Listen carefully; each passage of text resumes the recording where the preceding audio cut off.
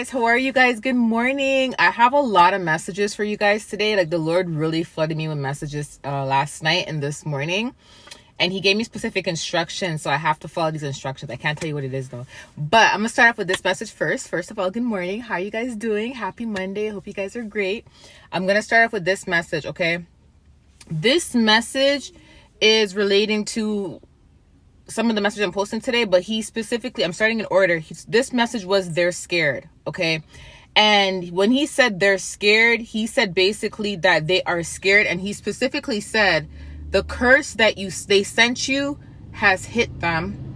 The spirit that they have sent you has followed them. So he's basically saying that the curse that was sent towards many of you guys, the curse has hit whoever has sent it.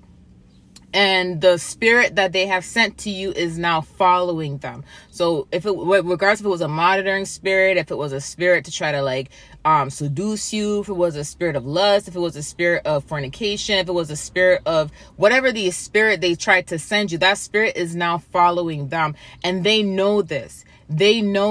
Okay. Then God said, touch not my anointed and do my prophets no harm. That was specifically what he said. Okay. And then he said Exodus. He never gave me a specific scripture for Exodus, but he just said Exodus. So if you guys know the book of Exodus with Moses and Pharaoh, and, Pharaoh was trying to destroy Moses and the Israelites, and, God had to harden Pharaoh's heart.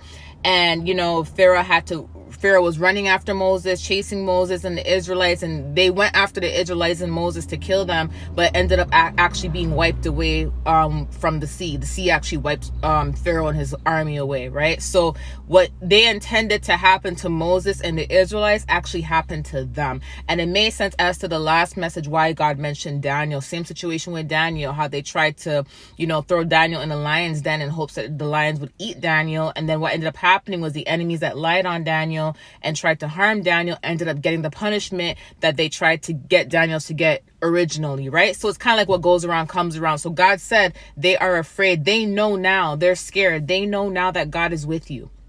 Remember what I said about in Samuel, when I said about David and Saul, where I said that David, there was a bad spirit that went upon Saul and Saul tried to hurt David, and then Saul couldn't hurt David. And that's when Saul had the revelation that God is actually with David. Same concept. You get what I'm saying? And all three of these examples I used last week, and it's crazy because God mentioned Exodus this morning. So God is saying that yes, forgive them, you know what I mean? Yes, we have to pray for them, etc. But at the same time, sometimes we learn based on getting our hands burnt. If we touch a hot stove, we know the stove is hot because we touched it, right?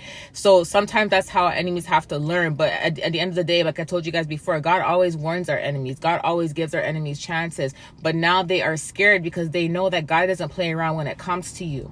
God does not play around when it comes to you. And unfortunately, they had to learn the hard way, right? So this is what God said. They're scared, and the curse that they sent you has hit them. And the spirit that they sent to torment you is tormenting them. Okay. I love you guys. I'll follow you. I love you guys. I'll talk to you soon. I meant to say the spirit they sent you is following them, but he did say torment. Okay. Because the spirit that they sent you was meant to torment you. Whatever they sent to you that was meant to harm you or hurt you or whatever was their intention, it has basically hit them back basically. And because that has happened, they know now. Most of the times what people will do is they will do stuff to you, someone that is completely innocent, and then when it hits them back, they assume that it's you doing it back to them. You get what I'm saying? Because it's whatever they're sending you is hitting them back. They assume that it's you doing it to them, not realizing that it's actually whatever they sent that's hitting them back. But because some people are too prideful, what ends up happening is they don't want to believe that God is really defending you. They don't want to believe that God is really there with you. They don't want to believe that God has you covered. You get what I'm saying? So they would rather believe that you're just as evil as they are. They would rather believe that you would stoop to their level. So that's what ends up happening. It's kind of like what they do to you hits them back, and then they try to blame you for it when they're the one that's doing it, and it's their own hands is hitting them.